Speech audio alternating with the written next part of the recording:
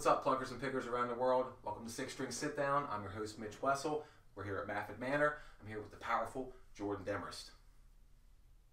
Ready? Yeah, I'm right with that.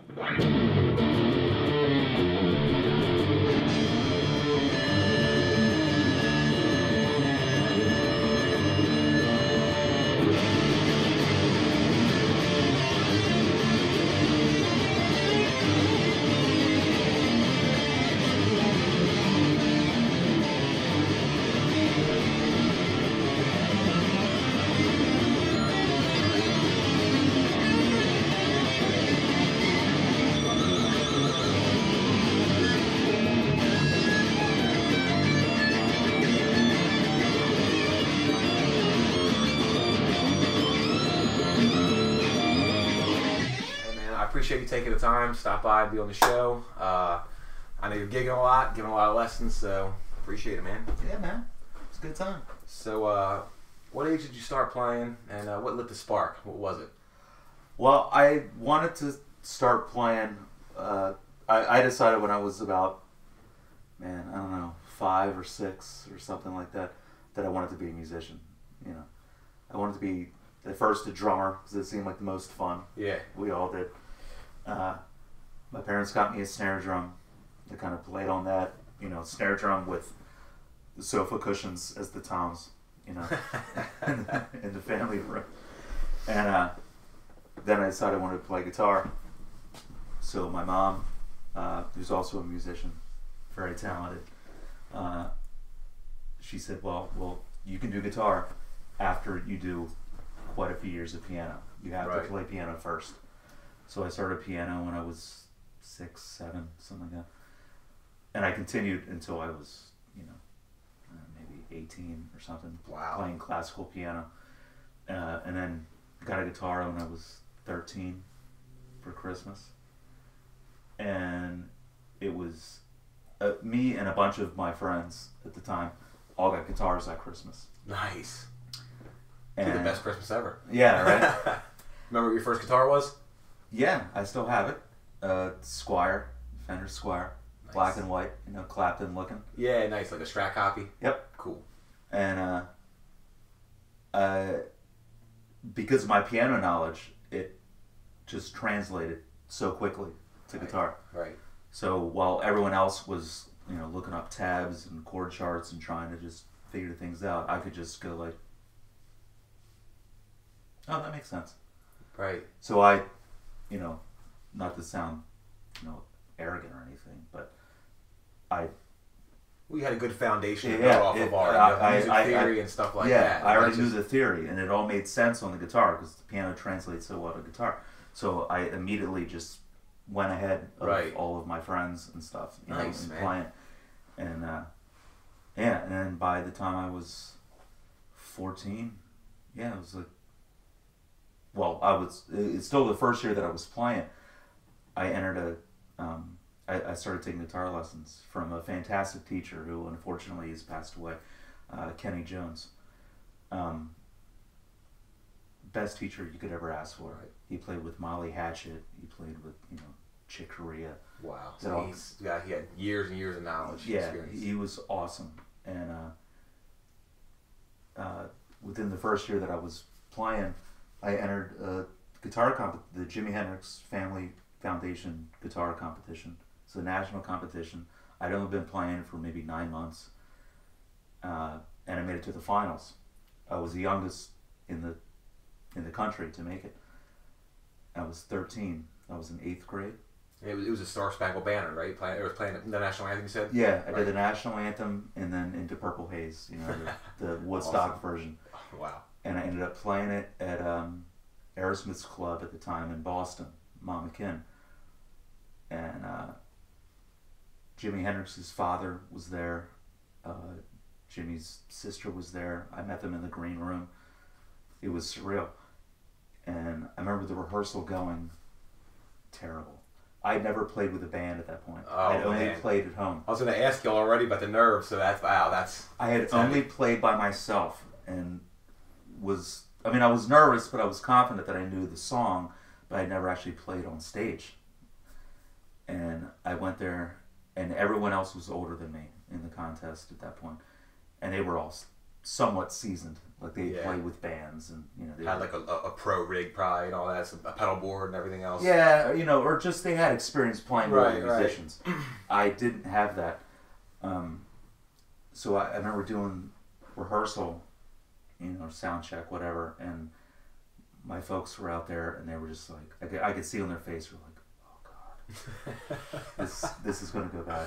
And I felt the same way. I was like, man, I've never done this. And the bass player and drummer were house guys, and they were very good, older guys.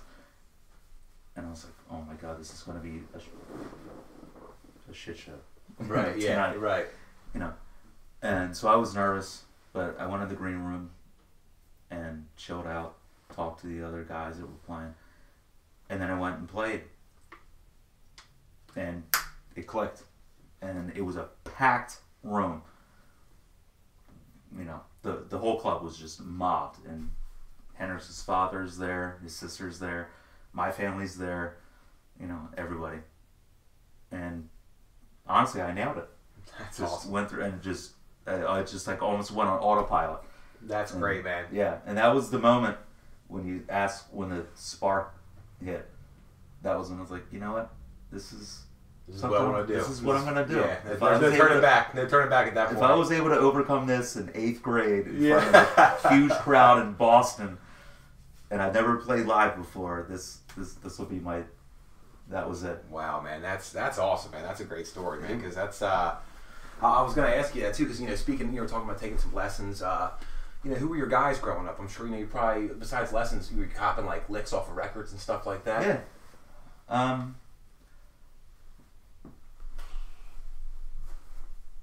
I'm a huge, Hendrix fan. All the classic guys. Right. And nothing crazy. I had Hendrix and Clapton, Jimmy Page, Trevor Rabin from Yes is my favorite guitar player. Yeah, that's awesome. That's you don't hear that very often. But that's a great choice because he's so versatile. He is so you versatile. Really look through their catalog, man. He's incredible. His musicianship is unbelievable. David Gilmour, his feel and everything. I love him. All Slash, Joe Perry, all those guys. That's who I like to listen to. So and who the licks that I've stolen. That's what we all do. Obviously Eddie Van Halen. Yeah, right. Randy Rhoads. That's my guy, Eddie. That's who got me hyped up about it. Oh yeah. Well, when I heard Eruption for the first time, I remember just being like, whew. That whole first album, man, Atomic Punk, all that stuff. Yeah. That's what really got me fired up, man. You'd have thought it was like 1984, Yeah. in my household at the time. Yeah, right. But so I wanted to ask you, obviously, through your formative years, all the jamming, eventually, after getting a bunch of experience, you start giving lessons yourself. What's that experience been like? What did that do for your playing, and what's that been like? Well, the one thing I can say about teaching is you get asked questions that you never asked, that you just accepted certain things right that were taught to you, and you just went, okay, that's what it is. And then you have a random student say like, well, why is it that way? And you're like, right, I don't know. I never really thought about it like that. And it might be like a 9-year-old. It's like, well, why is this scale this? Why does this chord go with this? And you're like, I just accepted it. I didn't really question it. Right. So then you have to look. So it makes you a better player when you have to research it and then explain it to them, and then it comes back to you. Right. And then it makes you a better player because you understand the intricacies of that stuff. No, that's a great point too. I never thought of it like that. Like it's even like a 9-year-old. They have such a fresh perspective on life and guitar and everything else. Such a it's a clean slate. Yeah. So everything for them is new. Yeah. So when they say like, well, why is a dominant 7 this and why is a major 7 this, and you're like, well, I know what they are, but I don't know why they're like. In a way, trying to explain it to someone that young. Right. Like, how do I break this down and then it makes you break it down on your own. be like, huh. Kind of look underneath the hood and kind of see what makes the engine run a little bit. Exactly. Yeah. Well, and not that, I don't want to jump around a lot, but, I know you do covers, you're doing covers right now, but I kind of want to talk about, your original history, because, dude, you've had a pretty decorated original. You've done some great things with Octane, Trail Temper, which I remember being 15 years old, going to the ground floor and seeing you guys, blowing my mind as a young man. That was awesome, dude. That was very inspiring. But, you guys eventually, what is... Before we get to that, what's writing originals like for you, man? Like, your inspiration. Do you think of like rhythmically first when you're writing riffs? Like, is it different every time? And to be honest, I haven't written anything for quite a while. Right. I come up with riffs and record them on my phone and stuff. Yeah. But voice memo. Yeah. It's like gold. Yeah. No, normally it's like I hear something or I'm listening to a certain genre for a bit. I listen to certain genres for a month or something. Get on a kick, and I'll get inspired and come up with something. But it's not really there's not really a method behind it. Yeah. It's different every time, Yeah, I just hear something that I'm like, yeah, that's cool. I want to write something like that, and I'll do it. Kind of use it as a springboard, and then once you're in it, that's when it starts. Once you roll your sleeves up and get to work on the riff, that's kind of when just as long as it doesn't sound like what inspired me. Yeah, exactly. That's the fun part. That's the creative part. That's what people don't realize. Really, it's disguising it. I want it to be in the same vein of that. Right. That's what inspired me, but I don't want it to sound like I just copied it. So when you guys were in Trail Temper, you guys got to play at CBGB's, right? Is that correct? In New York? Yeah. What was that experience like, man? That's about as legendary as you can get as far as a venue, man. Yeah, we played there, I want to say, at least 3 times. And 2 of the times I was still in high school. And that was pretty awesome. Yeah. Wow. To be in the backstage band room, which was just like a little cubby hole. Yeah. And, but all the posters from all the bands that had played there, it's Soundgarden, Pearl Jam, and Tool, and the Ramones, and the Clash, all that shit. And just being there and being like, man, I gotta go to class tomorrow morning. Hey, it beats the hell out of playing N64 on the weekend with your friends. Yeah, it's not cool of a story. Yeah, but being like playing there on like a Thursday night, knowing that I have math class at 10 o'clock in the morning. Or 8 o'clock in the morning on Friday. That's all right, man. It worked out, right? It worked out. It worked out. Playing guitar for a living, so that was always a thing. Is when I was, my parents were the coolest, and were like, as long as you keep, keep your schoolwork up, and right, we'll support you doing your music stuff, and go to New York, and play, and then come back and get up and go to school, and That's a pretty sweet setup, man. Sounds like you got some awesome parents. I do have some awesome parents. I have an awesome family all around, and they've always been very supportive. So, yeah, it was cool playing there, just being on that stage, knowing that, who had been on that stage before. Yeah. And seeing, 1992, Soundgarden, 10 o'clock. That's epic, dude. With, and all that kind of stuff. It was like, doing this. This is cool shit.